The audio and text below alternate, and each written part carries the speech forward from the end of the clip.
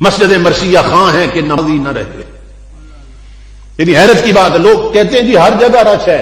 میں کہتا ہوں ایک جگہ ہے جہاں رش نہیں ہے.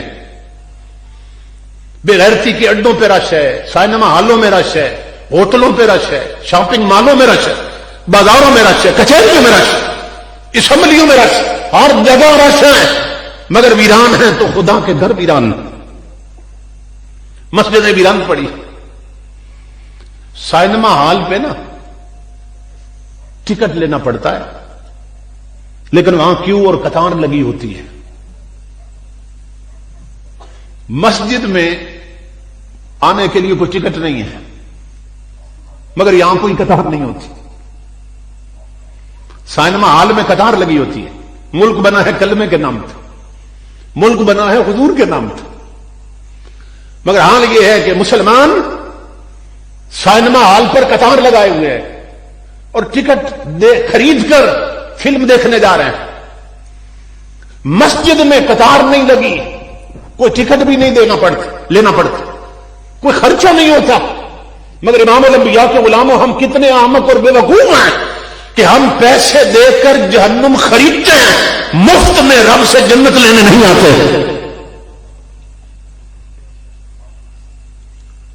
تو امام الانبیاء نے اس کی بھی خبر دی تھی. ایک حدیث پاک ہے جس میں نبی اکرم صلی اللہ تعالی علیہ وآلہ وسلم نے قرب قیامت کی 72 علامتیں بیان فرمائیں.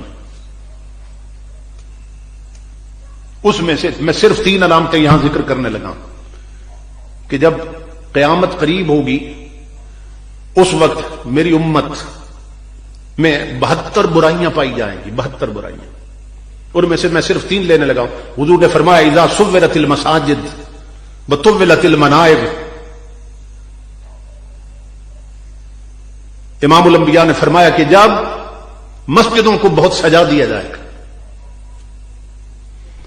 وحلیت المصاحف، 3 چیزیں فرمایا مسجدیں بڑی سجا دی جائیں گی، چمکتی ہوئی ٹائلیں مسجدوں میں لگیں گی، بڑے بڑے نرم قالین بچھے ہوں گے. جس کو اللہ نے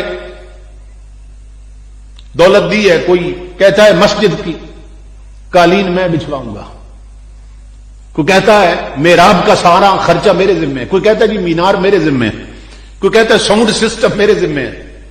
مسجد میں قالین بھیج دیتے ہیں، خود نہیں جاتے. ساؤنڈ لگوا دیتے ہیں، خود نہیں جاتے. امام الانبیاء کے غلاموں مسجد کے محراب سجوا دیتے ہیں، خود نہیں جاتے. اللہ آواز دیتا ہے نادان، یہ جو مؤذن کہہ رہا تھا حی علی الصلاۃ، حی علی الفلاح، آؤ فلاح کی طرف، آؤ نماز کی طرف، تو اس نے قالینوں کو آواز دی تھی یا تجھے دی تھی؟ اس نے ساؤنڈ کو پکارا تھا یا تجھے پکارا تھا؟ تصور کریں آپ کہ قالین بھیج دی، خود نہیں گئے. ٹائلیں لگوا دی مسجد میں، خود نہیں گئے. اور ہر کوئی کہتا ہے جی ہماری مسجد بڑی سج گئی. یہ تیری نظر میں سجی ہے. مدینہ کی طرف منہ کر کے اپنے رسول سے پوچھ، وہاں سے آواز آ رہی ہے نادان، مسجدوں کی زینت قیمتی قالین نہیں ہوتے ہیں، مسجدوں کی سجاوٹ قیمتی قالین اور پتھر نہیں ہوتے ہیں، مسجدوں کی سجاوٹ قیمتی پنکھے اور ساؤنڈ نہیں ہوتے ہیں، اور مسجدیں سجتی ہیں نمازیوں کے جھکے ہوئے سروں کے ساتھ. مسجدوں کی زینت منگتوں کے اٹھے ہوئے ہاتھ ہوتے ہیں. مسجدوں کی زینت فجر کی نماز کے بعد تلاوت کرتی ہوئی زبانیں ہوتی ہیں. مسجدیں نمازیوں سے سجتی ہیں. علامہ اقبال نے اپنے انداز میں بات کی. وہ کہتے ہیں بیزار ہوا جاتا ہوں مر مر کی سلوں سے، میرے لیے مٹی کا حرم اور بنا دو.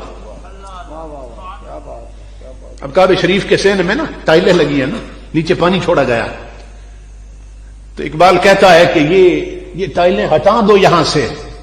کیوں؟ میں چاہتا ہوں کہ حرم یعنی کعبہ شریف کا سین کچا ہو، اور جب حاجی آگے آگے طواف کرے اور پیچھے اقبال ہو تو ان کے قدموں کی دھول اڑ کر میرے چہرے پہ پڑے.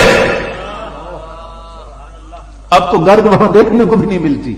تو بیزار ہوا جاتا ہوں مر مر کی سلوں سے، میرے لیے مٹی کا حرم اور بنا دو. امام الانبیاء کے غلاموں ہم نے مسجدیں سجا دی.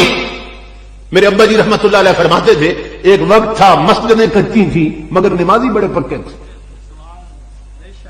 نمازی بڑے پکے تھے.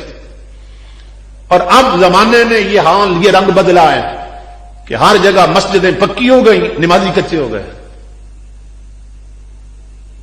ہر ڈھوک میں، ہر روڈ پر، ہر محلے میں مسجدیں پکی ہیں، نمازی کچے ہو گئے. کوئی صرف جمعہ کا نمازی رہ گیا، کوئی صرف جنازے کا نمازی رہ گیا. یعنی جنازہ بھی سیاست کو چمکانے کے لیے پڑھا جاتا ہے. کوئی صرف جنازے کا نمازی رہ گیا اور کوئی صرف عید کا نمازی رہ گیا. اب یہ بھی سن لیں، حدیث پاک آ گئی ذہن میں. حضرت صلی اللہ علیہ وسلم فرماتے ہیں من ترک ثلاث جمع تہاون بها طبع اللہ علی قلبہ.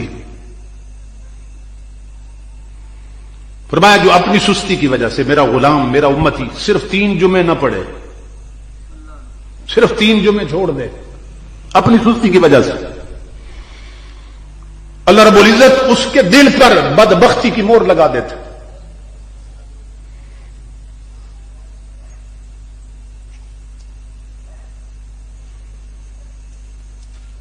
اب اگر آپ اپنی برادری میں تلاش کریں نا، تو آپ کو ایسے بدبخت بھی مل جائیں گے جنہوں نے کئی سال سے جمعے نہیں پڑھے ہوں گے. اور امام الانبیاء فرما رہے ہیں صرف 3 جمعے نہ پڑھے تو دل پر بدبختی کی مہر لگ جاتی، ٹھپا لگ جاتا ہے بدبختی کا. اور اس مہر سے مراد یہ ہوتی ہے جب ٹھپا لگ جائے نا تو اندر کی گمراہی اور گندگی باہر نہیں نکلتی دل سے، اور باہر سے ہدایت کا نور اندر نہیں جاتا. لاکھ سمجھاؤ انہیں مگر وہ آتے ہی نہیں اس راستے کی طرف. کیوں؟ ٹھپا جو لگ چکا ہے. اس کا صرف ایک طریقہ ہے امام الانبیاء کے غلاموں کے، وہ سچی توبہ کرے تو جس نے ٹھپا لگایا وہ ہٹا دے گا. سچی توبہ کرے. مگر میں پڑھے لکھے لوگوں سے پوچھ چکا ہوں، بی اے بی ایڈ ہیں، ایم ایس سی ہیں، پی ایچ ڈی ہیں، ڈاکٹر ہیں، لائرز ہیں، یعنی وکیل ہیں، مگر امام الانبیاء کے غلاموں وہ اتنی بڑی ڈگریوں والے یہ بھی نہیں جانتے کہ توبہ کی شرطیں کتنی ہوتی ہیں. بڑی بڑی ڈگریاں ہیں، توبہ پھر قبر میں جا کے کریں گے، معلوم نہیں توبہ کی شرطیں کیا ہیں، کنڈیشن کیا اس کی. آپ شرطوں کی بات کرتے ہیں. کچھ عرصہ پہلے کمشنر کا باپ مر گیا، کمشنر، ہمارے ملک کا کمشنر باپ مر گیا تو جنازہ گاہ میں نا اس کی میت رکھ دی گئی 4 بھائی. جب جنازہ پڑھنے لگے تو کمشنر صاحب نے نا اپنی جیب سے رومال نکالا اور اس کو کھول کے نا سامنے زمین پہ بچھا دیا جنازہ گاہ میں. تو ہمارے ایک دوست ساتھ کھڑے تھے، انہوں نے کہا کمشنر صاحب یہ رومال کیوں زمین پہ بچھایا؟ تو وہ فرمانے لگے کہ نیچے دری بھی نہیں ہے، پھوڑ بھی نہیں ہے، چٹائی کوئی نہیں، تو جب سجدہ کریں گے تو مٹی لگ جائے گی منہ سے. یہ اس ملک کے کمشنر کا حال ہے.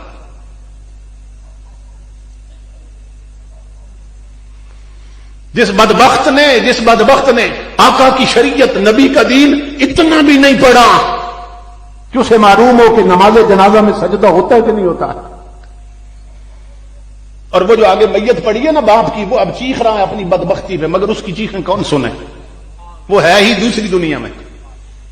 وہ جو گردن تان کے جن کے بچے افسر ہوتے ہیں نا، شادیوں پر مرنے پر برادری اکٹھی ہو، ان کی گردن میں سریا ہوتا ہے کہ میرا بچہ افسر ہے، میں اتنے بیٹوں کا باپ ہوں اور سارے کلاس 1 افیسر ہیں اور سارے ایم اے پاس ہیں.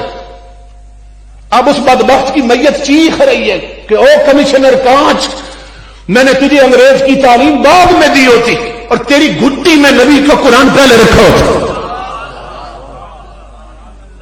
میں کتنا بد نصیب باپ ہوں کہ جس کا بیٹا اس کا ٹھیک طریقے سے جنازہ نہ پڑھ سکے. آپ تصور کریں نا، ہمارے گھروں میں بوڑھی عورتیں جن کی بیٹیاں 4 جماعتیں پڑھ جاتی ہیں نا، برادری میں فخر سے بتاتی ہیں میری بیٹی تو بی اے بی ایڈ ہے، وہ تو استانی لگی ہوئی، اس نے تو ایم اے کر رکھا ہے. مگر اس بد نصیب کو یہ نہیں معلوم کہ تیری اس ایم اے پاس بیٹی، یہ جو بیٹیاں ہیں جنہوں نے صرف کالج یونیورسٹی کا منہ دیکھا ہے، ان 4 بیٹیوں میں ایک بھی اس لائق نہیں کہ تیرے مرنے کے بعد خود تیرے لیے ختم قرآن کر سکے. کتنی بد نصیبی کی بات. مر گیا اس کا باپ اور غیر قرآن پڑھنے آئے.